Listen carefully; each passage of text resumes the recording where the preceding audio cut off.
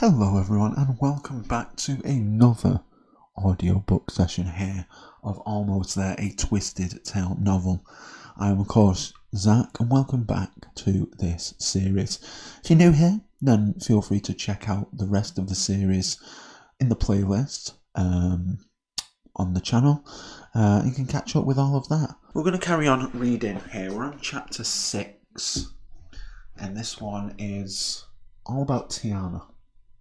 So let's dive in. Tiana fidgeted with the pleats in her gingham dress as a familiar mix of anxiety and dread curled in the pit of her stomach. She glanced over her shoulders, searching for signs of Dr. Facilier. She sent word that she was in need of more of the potion for her gumbo by way of their usual method, tying a white handkerchief to the door handle of an abandoned factory just around the corner. She'd seen his nearby emporium from afar, but she had no desire to ever visit. These clandestine meetings were nauseating enough. They followed the same protocol whenever she needed to replenish her supply of the potion. She was to sit on this particular bench underneath the canopy of a towering oak tree in Jackson Square and wait. She'd repeated this ritual 5 times over the past 3 months, and she hated it more and more each time. But Facilier had fulfilled his end of their bargain, and she vowed to do the same.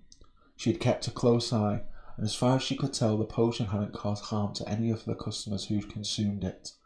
Adding it to her gumbo was a small price to pay in exchange for having her father back.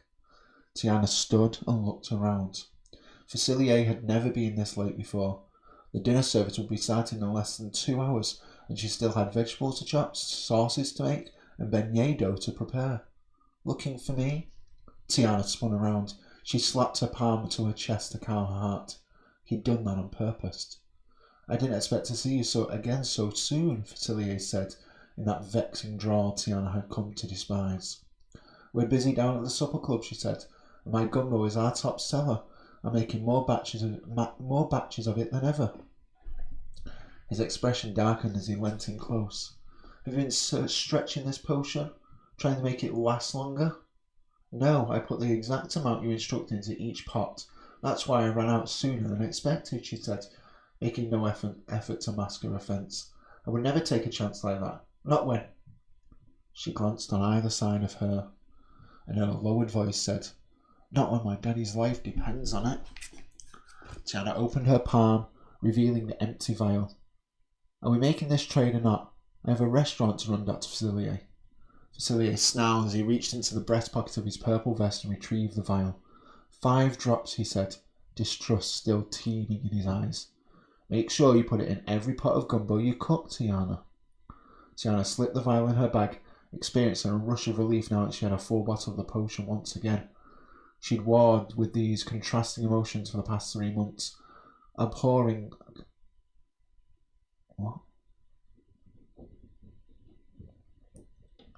the fact that she'd had to make a deal with this vile man at all, while at the same time cherishing what it had made possible.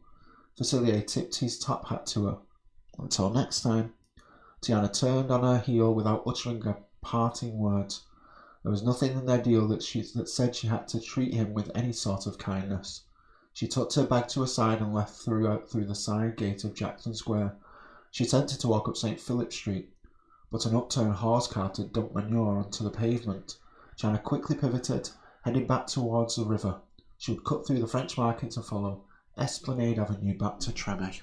The afternoon rush had descended on the market, with women carrying wicker baskets on their arms, picking through the selection of produce, meats and fresh pasta brought in from the French Quarter factories.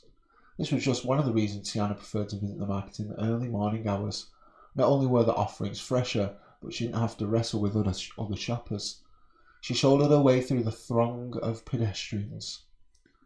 When she arrived at the edge of the market, she felt an odd sensation tugging at her, an undeniable pull that drew her attention towards the water. Her stomach twinged uneasily. She looked over and found Miss Rose staring at her, framed by the vivid purple wisteria that grew along the flower stall's walls and awning. Tiana released a relieved laugh and waved. Miss Rose nodded in acknowledgement, but her expression remained austere. Tiana didn't know what to make of it. She started to walk towards the flower store to ask Miss Rose if something was wrong, but then a customer grabbed the woman's attention and she broke eye contact. Tiana disregarded the unsettling episode and continued towards Tremé, her mind jumping to everything that still needed to be done before they opened up the supper club. She stopped.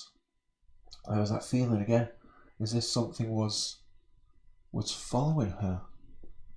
She quickly turned, positive that she'd seen a fleeting shadow of some kind out of the corner of her eyes.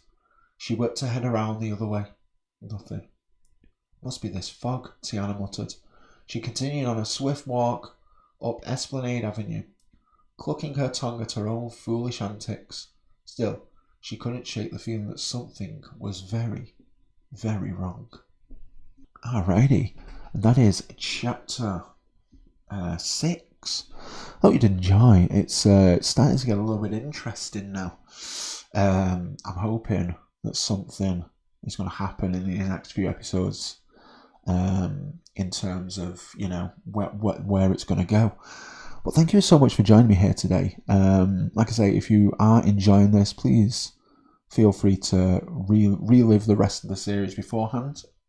And yeah, super excited to see where this goes. Big thank you to you all for joining me here today. Be sure to like, comment, share, subscribe, and I will see you all in the next episode. Until then, peace out.